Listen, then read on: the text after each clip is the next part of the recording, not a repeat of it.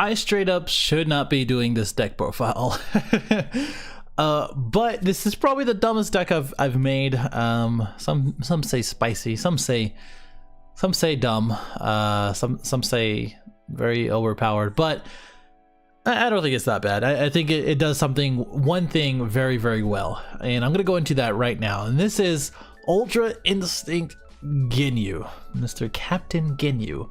And I think you'll be seeing him a lot more post May 1st, and a lot of different iterations, whether it be green or red or even blue if you're doing like me. Now, the whole purpose of this is to get out UI Goku very quickly, and as well as to control the board if you don't want to get off UI Goku. So I'm gonna go ahead and jump in right here because I already know I'm gonna speak a lot about it, but basically for Captain Ginyu, and I'm gonna go ahead and use TCG player because the Shenron's layer is not working for some reason. Basically, once per turn, you place one card from your life and flip it over, and you show it to everybody. If it's not Ginyu, or if it is Ginyu, if it is Ginyu Force, you play that card, and if it's not, you add it to your hand. This has no Ginyu Force, so obviously you're going to be adding to your hand every time you do this ability. This is draw 2 because it is a set 2, set 1, yeah, set 1 leader. So didn't have that active 2 last time, but when you do flip it over, it turns into Mr. Goku. But is it really? And once per turn, you add one card to your hand, it gains double strike, and if it is 2 or more Ginyu Force, it gains 5k. It also draws 1 when you attack. Obviously, again, there's no good Ginyu Force. Ginyu Force with this leader is actually really good. It's just very gimmicky, and it could be shut down pretty quickly. But you might see some Caulifla decks with Ginyu Force, believe it or not. You might see this guy with Ginyu Force with more added cards too, but that's for another video. But pretty self-explanatory. Basically, again, you have to show on the unawakened side. You do not have to show for the awakened side. Just keep that in mind. So for this deck, you have a lot of draw power, and this is one of the reasons why you don't drop it in the drop area. You don't have to use a double strike. You don't have to attack. You can just take a card. That's very, very powerful. Now let's go through all of the cards here, and then I'll tell you my methodology behind it, what I would maybe add, and what you have to look out for, and of course the playstyle. So first, Trunks Overseeing Power Overseeing Time is a very strong card. One of the ones that's actually going up. Personally, I think this should have been in the expansion box. That may make it even worse personally, but I think this will be a good addition to the expansion. But anyway, this is an overrun for 4. You play 2 energy, and when you do, you get a double striker with 20,000, and you get to choose 1 battle card from your warp and add it to your hand. So what would you get? You would probably get a Shigesh. You would probably get an Ultra Instinct if you somehow dropped it in your drop area, if you're getting critted, whatever it may be. You can get one of these bad boys, and I'll explain that a little bit later, or even Rapid Onslaught. So pretty much all of them. I mean, but the whole thing about it is probably the Shigesh. If for some reason you got critted out, or if you use a Shigesh pretty early in, you can go ahead and use him for 2, as long as you're playing combos out or dropping cards, which you probably will be.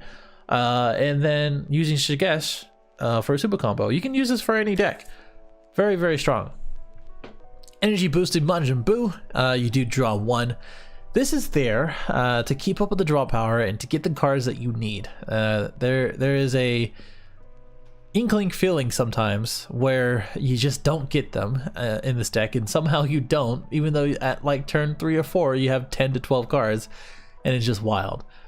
But to help that, this is here, as well as Youthful Bulma. They both do the same thing, and it's there for a Kel, or not really the Kel target, more Broly, the promo Broly target, or anything that you need in order to KO something. You can't, and you don't want, and you need it gone basically, or you can just combo out. There's a lot of options for this, but really good in order to just draw a card, and as well as for energy, because sometimes you won't really use all these other ones for blue energy, but this guy you probably will. I mean, if you don't, especially if you don't need a draw. Kainten Goku, pretty much a given, because you'd be searching the top 7 to find one of these bad boys, and since there are 12 of them in the deck, you're probably going to be running into one of them at least once or twice, and if not, you're going to be taking Frame of Life from Ginyu, and you're probably going to be finding him. So it's very easy to take a look and to understand where you need to be for this card.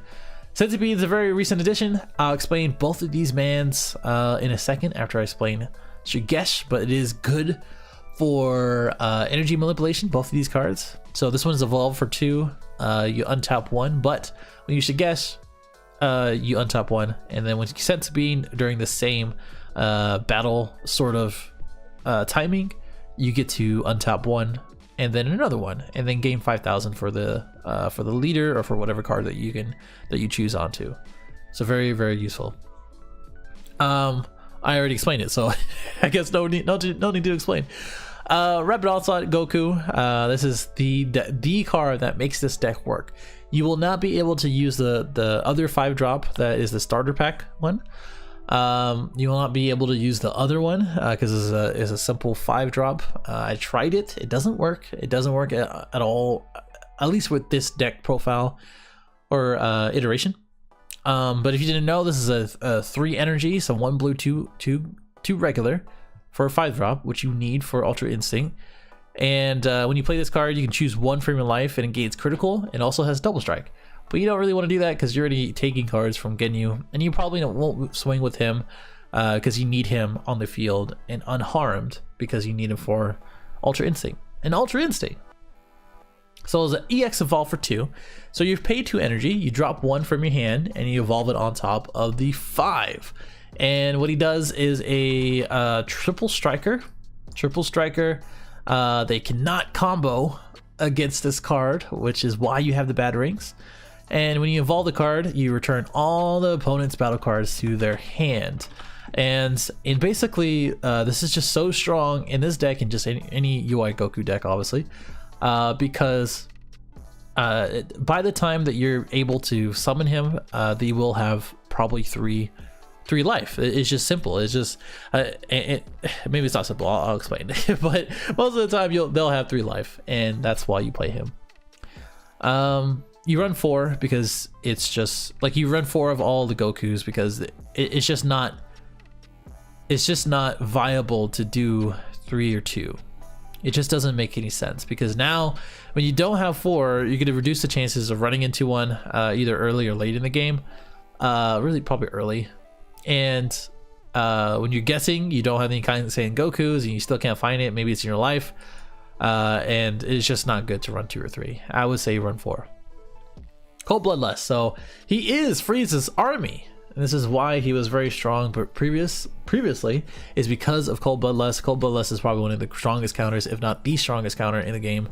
It does negate any effects of that battle card that is played in the turn. So to kind of explain that a little bit, is that the situations that you would use Cold Bloodlust, at least in this deck for me, is when you're going against a Super Saiyan 3 or any Veggies player. If it is Super Saiyan 3 Veggies, then you would Cold Bloodlust if you are on second turn, or if you go first, preferably go first and you have one. As soon as they summon a Kaba, if you have that chance, Cold Bloodlust it, because they will not be able to get a Khalifa to take a life and get draw power. They will not be able to reduce any life or energy, I mean. And he is just a 10,000 no nothing green card. They can swing, but then they will give a card to your hand. So that's silly. Cold Bloodlust in general, very strong. You can just use it for really any other situation, like Haru Haru.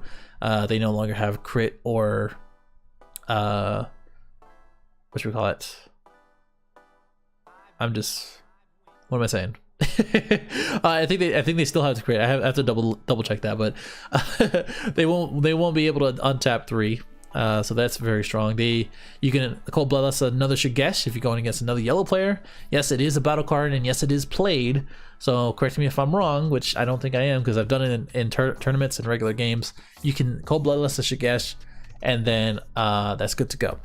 they can't combo into a explosive, or if you're doing a similar combo to this too. Flying Nimbus.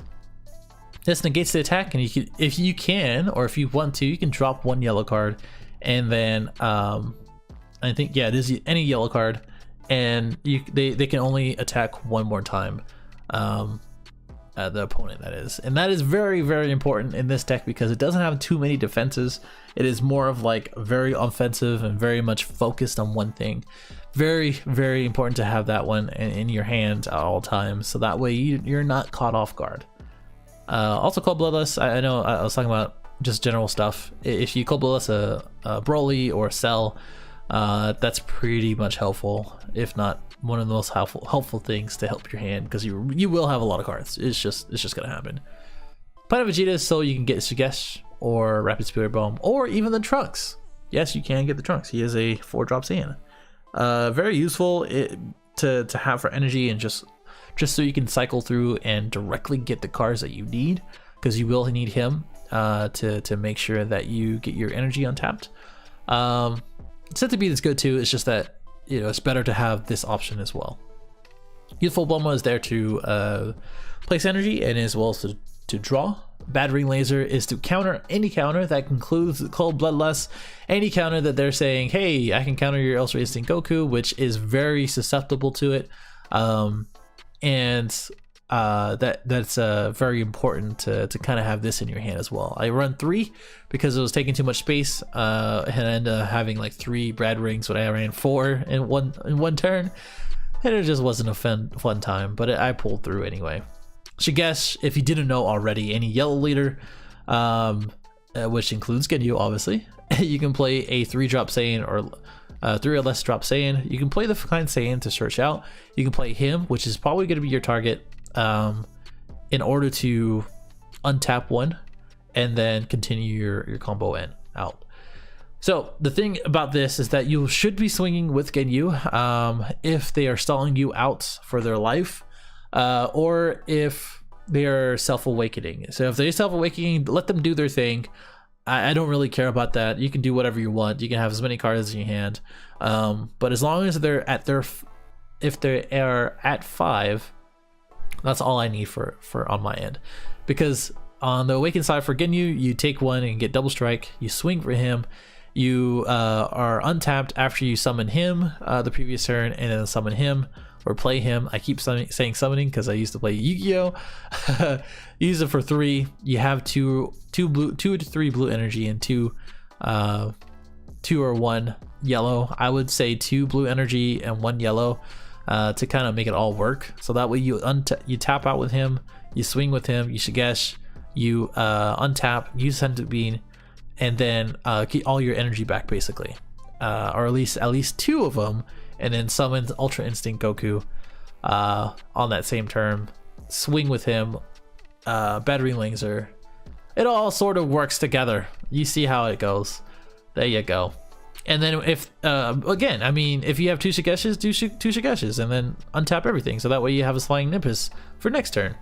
And then now he has to, they have to defend against 35,000 double strike, and if they don't want to waste cards, which they probably won't want to, and that's another thing where if they do either counter or they waste cards or whatever it may be, you have to plan that out. And that's why I usually have 4 energy instead of 3 and not tap out, because that's very dangerous. You don't really want to do that. But if they do, they have to defend against 35,000. Maybe if you have a Boo or a Youthful Bulma on the field, you combo with them. Now it's 40, 45. And now they have to take the double strike, and now you can summon Ultra Instinct Goku. Now you can use the Battering Laser. Now you win the game. Now you go to San Jose and you be like, hey, I can take on anybody, and then realize you have a lot of other decks to go against, and then now this deck is all that great. You realize that. But if all the things work out, which usually they do in this deck, it's very powerful. Last one that I recently added, as well as the Sensu Bean, is the Planetarium Mecha Frieza.